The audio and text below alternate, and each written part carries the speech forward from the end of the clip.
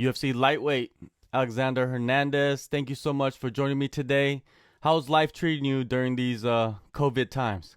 Yeah, man, I'm pretty COVIDed out, dude. I'm kind of in my own bubble at this point. Like I forget it's COVID sometimes, but yeah, it's good, man. It's good. Things are different out in Denver, and I'm enjoying it. You were on Fight Island a few weeks back. I saw you playing basketball in the traditional garb over there with Brandon, your teammate. How was that experience, man? Yeah, it was a trip for sure, man.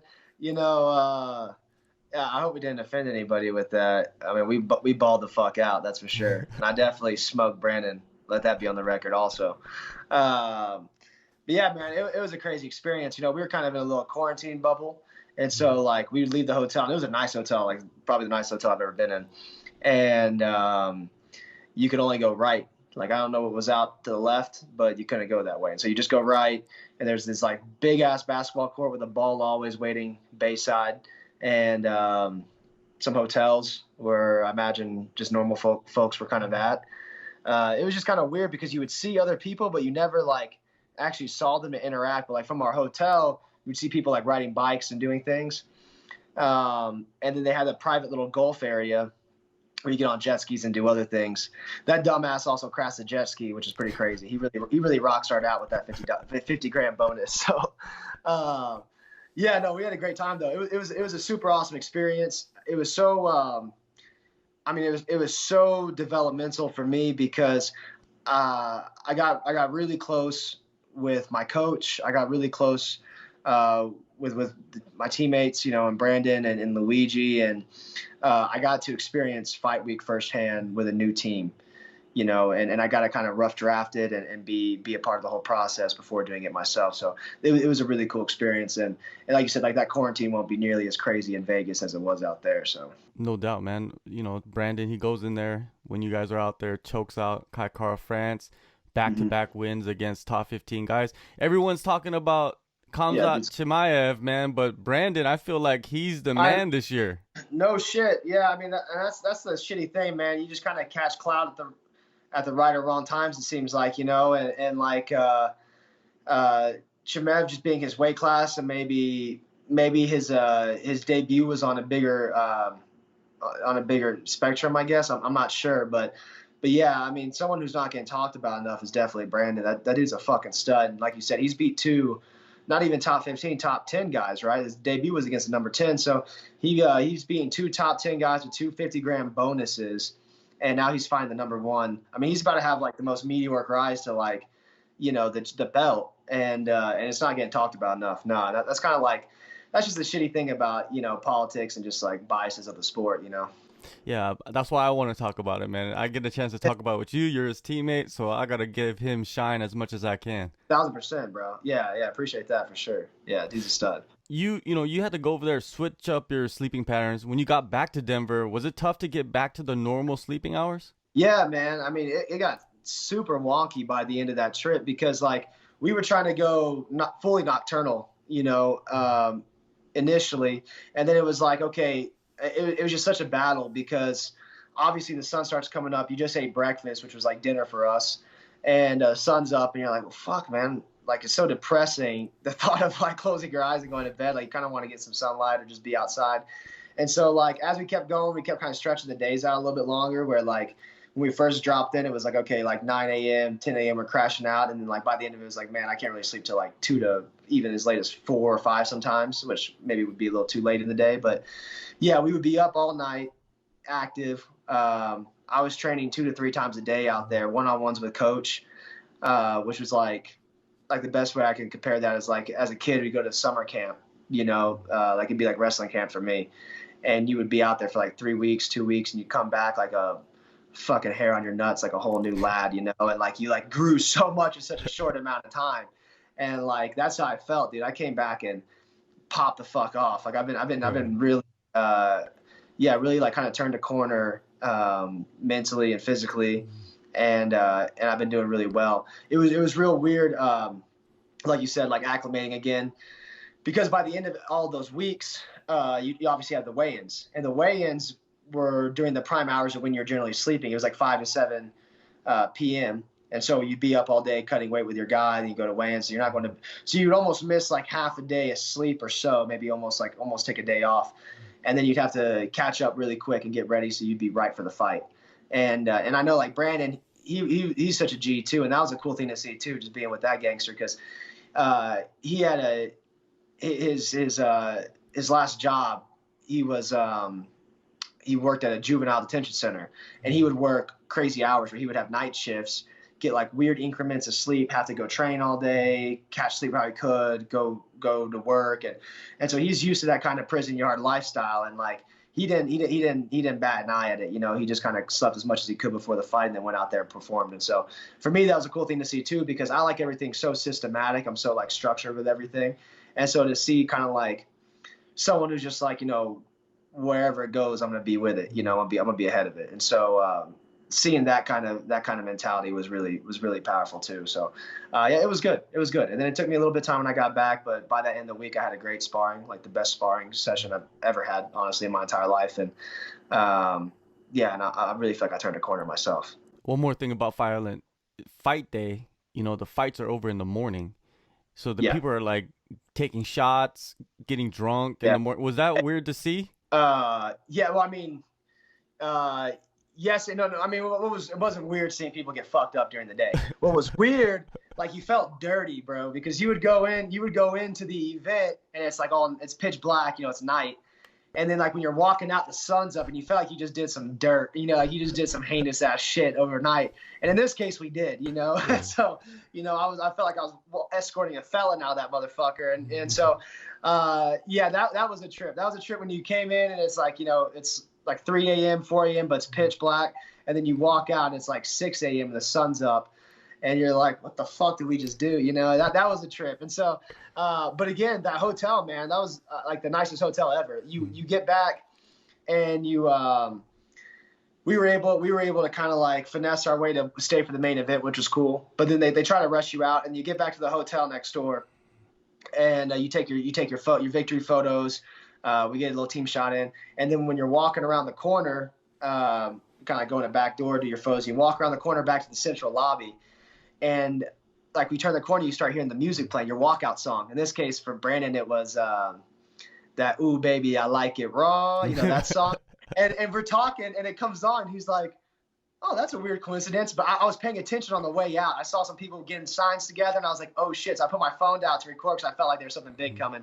And so they play your anthem as you're walking in, and then you turn the corner and they bust all this confetti out in the air. They give you champagne, they give you like a little recovery elixir, and everybody's like cheering for you, and they got all these winner signs and everything. I mean, I didn't even fucking fight, and I was like, damn, this is the coolest thing ever. I feel awesome, you know, like I can only imagine how like electrifying that was, you know, for him. And so that was really cool. Like they really outdid it. And then you get back to the hotel room, there's a champagne bottle on ice.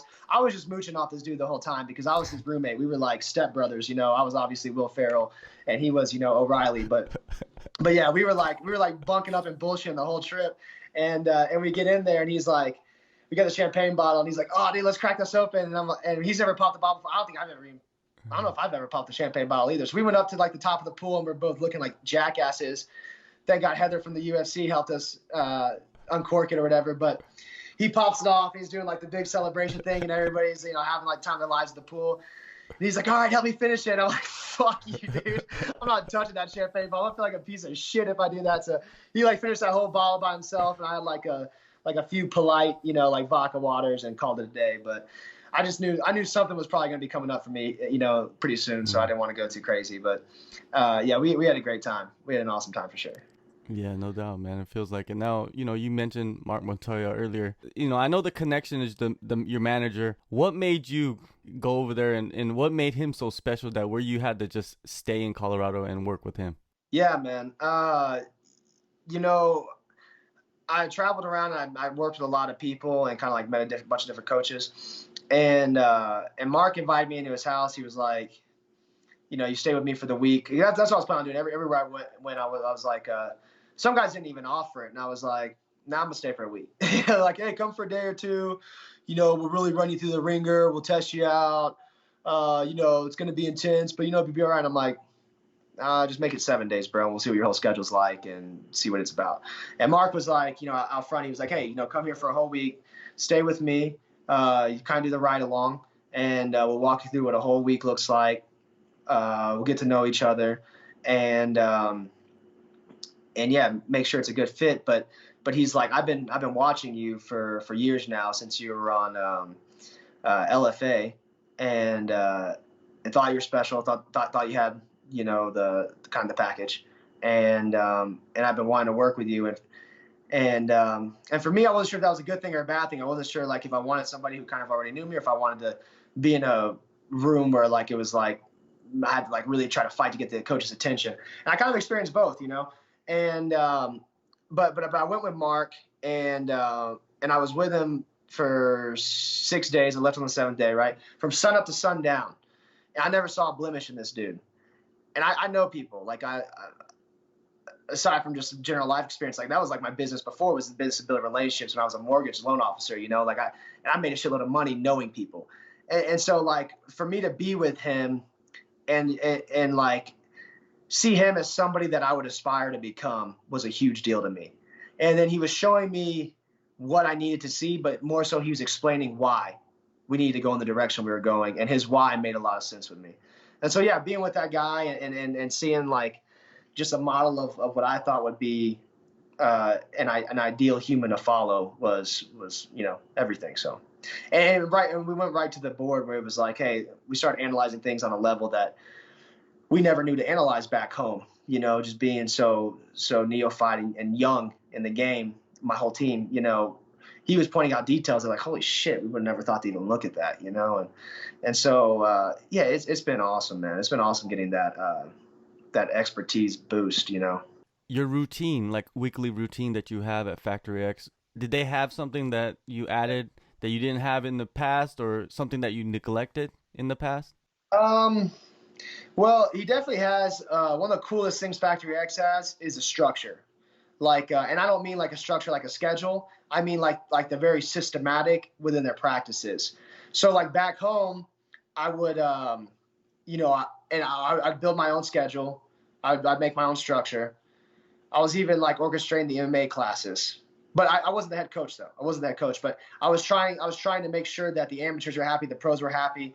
We were building schedules that everyone could fit to, making sure that like my coaches were good because they had so much going on in their lives. Like they were real busy, and everybody was really busy was the problem. Everybody was kind of part-time, at least in MMA regard. My coach was a full-time businessman and in the sport, but MMA, he wasn't. And so I was having to diversify myself so much where I was like, okay, I'm going to go to boxing here. I'm going to go to kickboxing there, get wrestling over here, et cetera, And here it's like every day's MMA with a focus. And you have the head coach, you got 3 to 4 assistant coaches, and everybody speaks the same language under the same system. And so it's MMA with a striking focus, MMA with a wrestling focus, with a jiu-jitsu focus, different blend days or scenario days.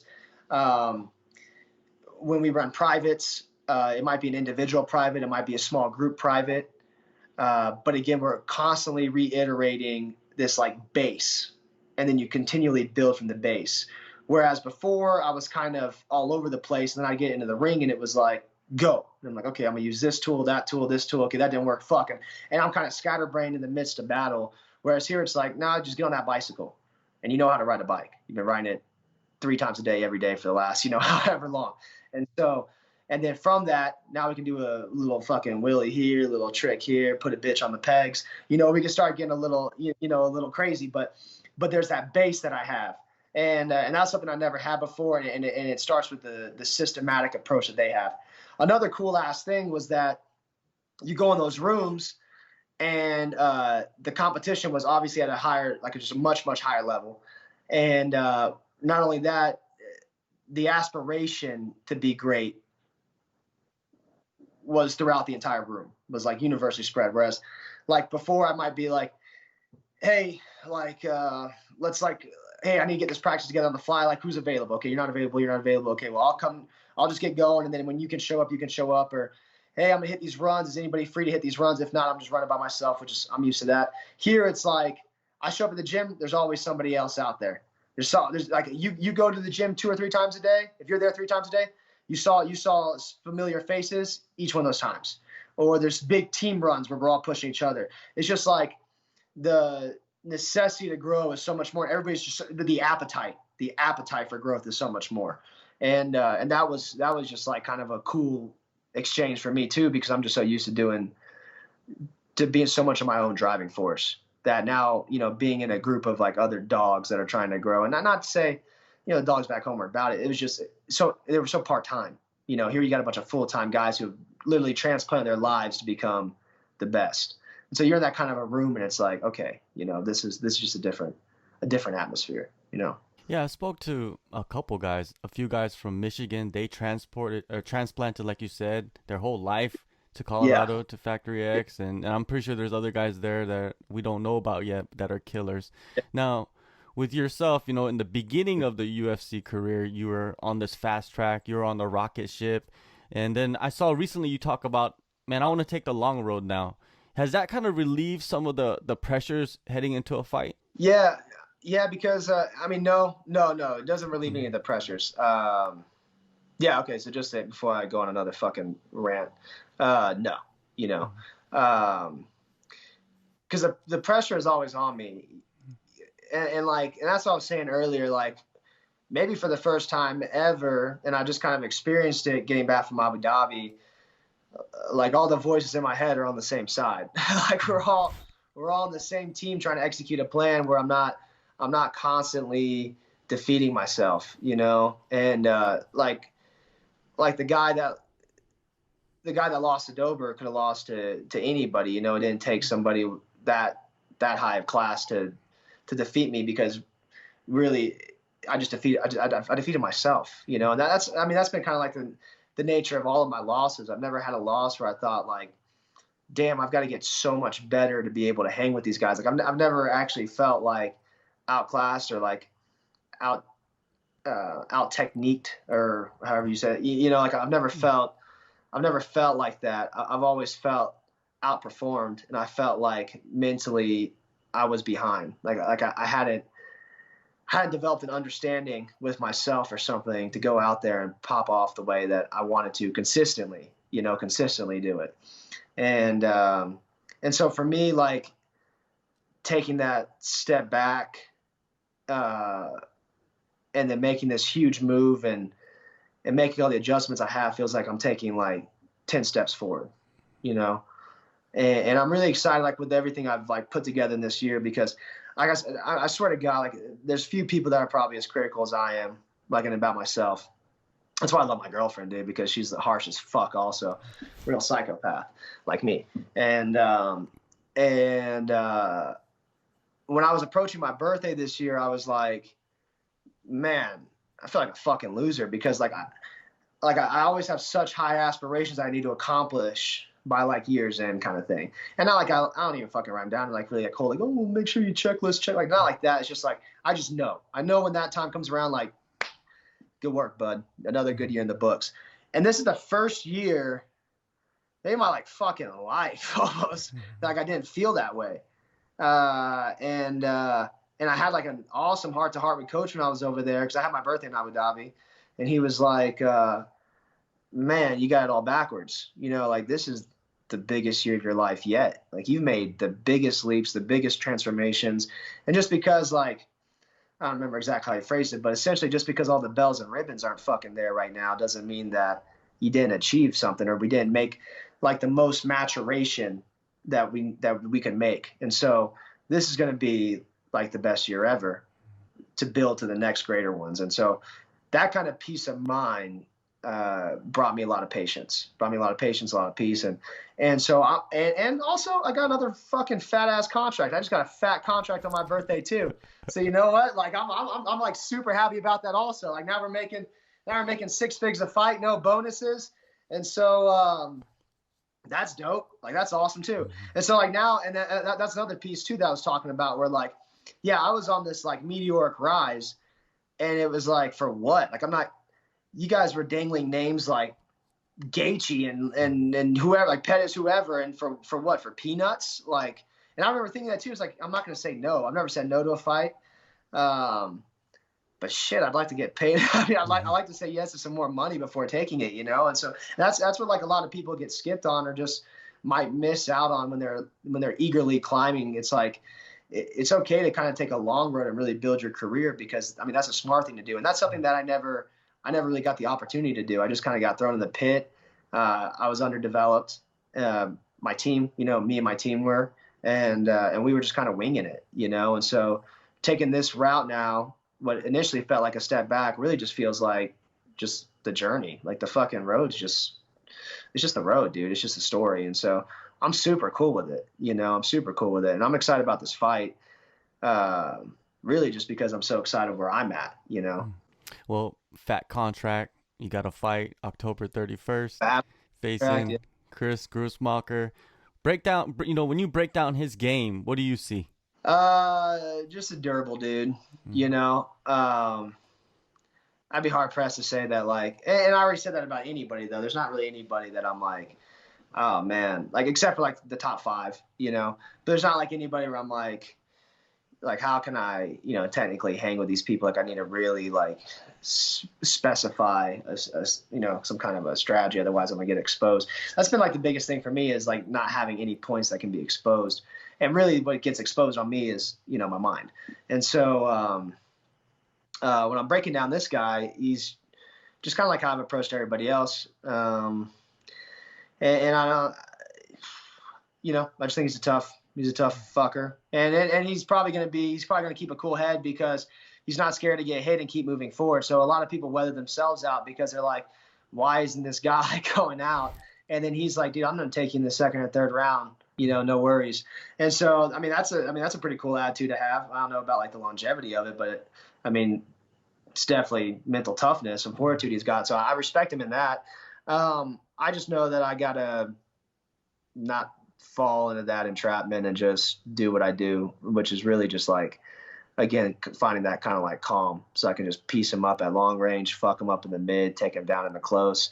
And I know when it's on the ground, there's just nothing between us there. And then also, I'm not particularly worried about the feet. You know, it's just like, if I have control over myself, dude, like, we're chilling. You know, that's kind of the name of the game. So it could be like, you know, John Doe across from me. It just doesn't really matter. So Chris is cool. It'll be a good dub. All right. Well, then, you know, what are you expecting? You know, there's so much new coming into this fight for yourself. And I think a lot of people are anticipating your return because of so many changes.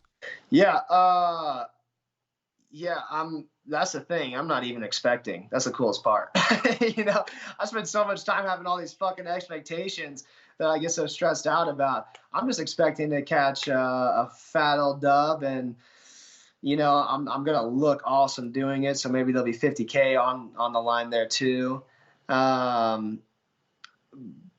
like, I guess as a fan could expect is just to see like just a whole new person. Like coach was had me record had me look. So we were looking at like the sparring, we're looking at like my old fights and like how different I look, my stance, my cadence, my efficiency more than anything. Like, what you can expect to see is an efficient fucking assassin on the 31st. That's exactly what I'm going to be. I'm going to be an efficient assassin. And so that's what it's going to be. There you go. You got the headline, man. October 31st, UFC Fight Night, Las Vegas. Alex, thank you so much, man. It's a pleasure to finally get you and to interview you. Hopefully we'll do many more of these in the future. Yeah, for sure, bro. I appreciate the time. Take a move in the rain.